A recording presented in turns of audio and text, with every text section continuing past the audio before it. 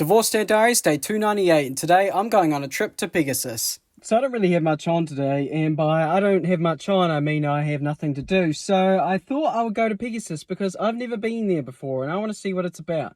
I remember this place being on the news like ages ago because some fella just kind of decided to build a town.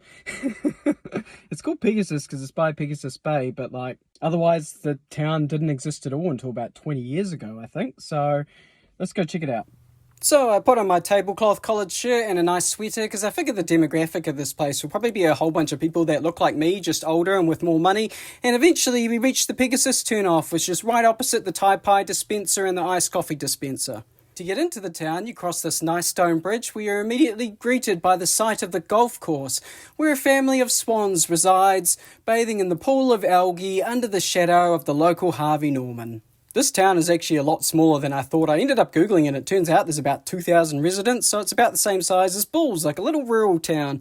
But what makes this place special is that they've built it entirely around a lake, and on top of that, it's right next door to the beach. So it actually only took me about 20 minutes to drive around the town, but while I was driving around, I noticed there was a garage sale on. I haven't been to a garage sale in probably like 10 years at this point, and I don't really have any cash on me. Fortunately, I keep a emergency stash in my car, so I had a look, and I had $7.20 stashed away in there, just enough that I thought I'd be able to pick up a few things.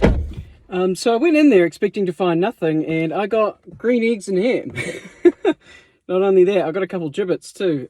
This goat one, my kids love to play Goat Simulator, so they'll love that. And a SpongeBob, because my youngest son, he calls him SpongeBob, and I think it's cute, so... But once I was done driving down all the random side streets in the town, I decided I would find somewhere to have lunch, and I noticed that next door to the playground, which is right next to the lake, they also have this, like, pub. And I thought, you know what, let's get some pub food. On a nice day, this would be a lovely place to sit outlooking the lake. There's a little playground outside the pub as well, so if you've got kids, they can play while they wait for their food. And while I was waiting for my food, I saw that on Fridays they do live music, and I'm like, oh, maybe I should try to sneak over here one Friday now. I want to see what that's about. But I had a look at their menu. They've got the staples, you know, small plates, pizzas, mains, all that sort of thing. But really what caught my eye was just a couple of small plates. Firstly, the buttermilk chicken, and secondly, the seared scallops. And when they came out, both of them honestly looked phenomenal. So I started with the scallops, of course. These were perfectly cooked. They weren't rubbery. They were still creamy on the inside when you bit into them. Oh, they were just so good. And the sauce was kind of mild, so it didn't overpower the flavour of the scallops themselves. Meanwhile, the buttermilk chicken, the coating was kind of bland. I didn't really taste a hell of a lot. Needed more salt, but the chicken itself was really well cooked. The sauce was really good. And they had their own pickled chilies from in-house, and they were delicious too. So combined, the meal was really good. I was quite impressed. Their food was kind of cheap, so honestly, I would go there again. But I thought my trip to Pegasus wouldn't be complete if I didn't go to the beach. I noticed, like, when you're in town, there's a sign that says beach 1.5 k's away, so you really are right next door to the beach. Now, based off the signs, it doesn't sound like it's the best swimming beach.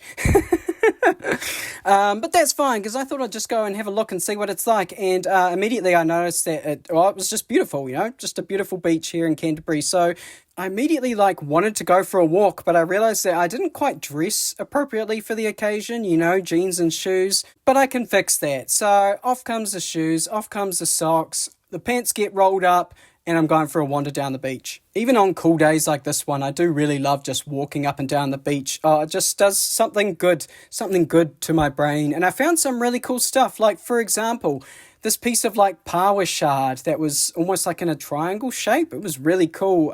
Didn't take it home. I don't need it, you know. Moana and Papatūānuku can fight over that one. And I found this really cool stick too. It was super long and it was thin. So every time you swung it, it made that swishing sound.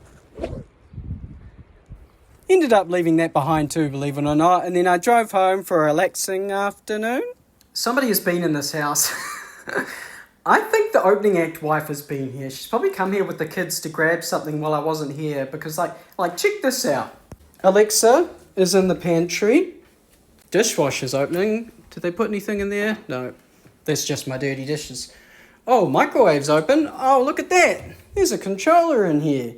One of these chairs has been moved. Toy box has been moved. Pot plant is no longer on the thingamaling. The fan is now wearing my headphones. Pot plant has been shifted. Couch is open. Bed is out. Ooh, I need to vacuum that. And the reason I say this could be in conjunction with one of my kids is because my son's door is left open, and the opening act wife isn't prone to leaving doors open.